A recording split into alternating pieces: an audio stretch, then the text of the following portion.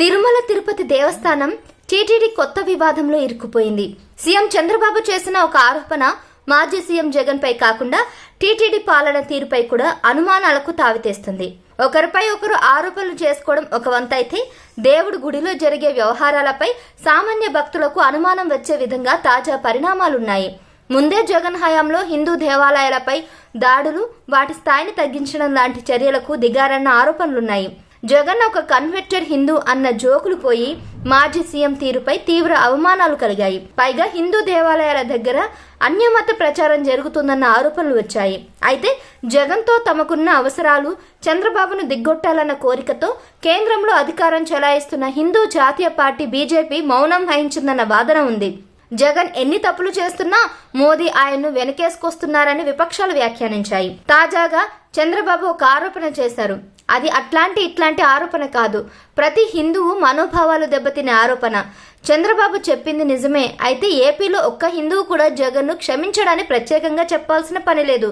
ఇక అసలు విషయానికి వస్తే, చంద్రబాబు మాటల్లోనే చెప్పాలంటే తిరుమల ప్రసాదాన్ని గత ప్రభుత్వం అపవిత్రం చేసింది. నెయ్యికి బదులు యానిమల్ ఫ్యాట్ వాడారని తెలిసింది. మేము స్వచ్ఛమైన నెయ్యిని వాడుతున్నామని కామెంట్స్ చేశారు. దీంతో పెద్ద దుమారమే రేగింది. చంద్రబాబు ఒక ప్రకటన చేసిన గంటల్లోనే మారుమూల పల్లెల్లో కూడా తిరుమల లడ్డు ప్రసాదాలపై చర్చ మొదలైంది. నిజంగానే యానిమల్ ఫ్యాట్ అంటే జంతువుల కొవ్వు వాడుంటే లడ్డు తిన్న తమ పరిస్థితి ఏంటని జనం ప్రశ్నించుకోవడం మొదలుపెట్టారు.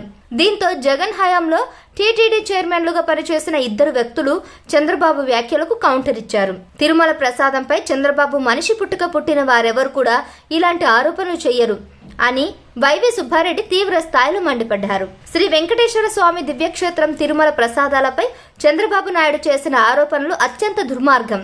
రాజకీయ లబ్ధి కోసం, రాజకీయ స్వార్థం కోసం భగవంతుణ్ణి వాడుకుంటే అలాంటి ఆరోపణలు చేసిన వారిని భగవంతుడు క్షమించడు. తిరుమలలో అన్న ప్రసాదాలు తయారు చేసే విషయంలో అధికారులకు ఎలాంటి ప్రమేయం ఉండదు.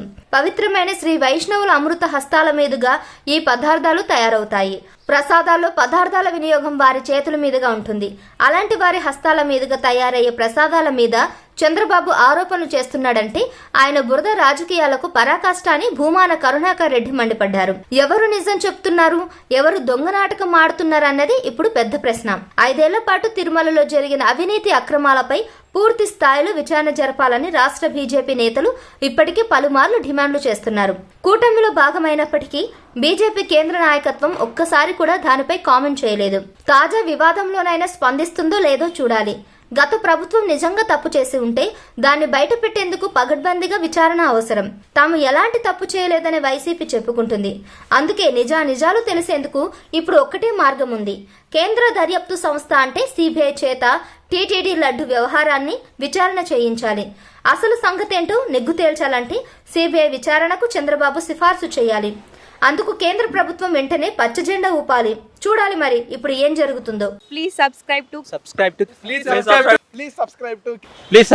KTV Telugu. KTV Telugu. KTV Telugu channel.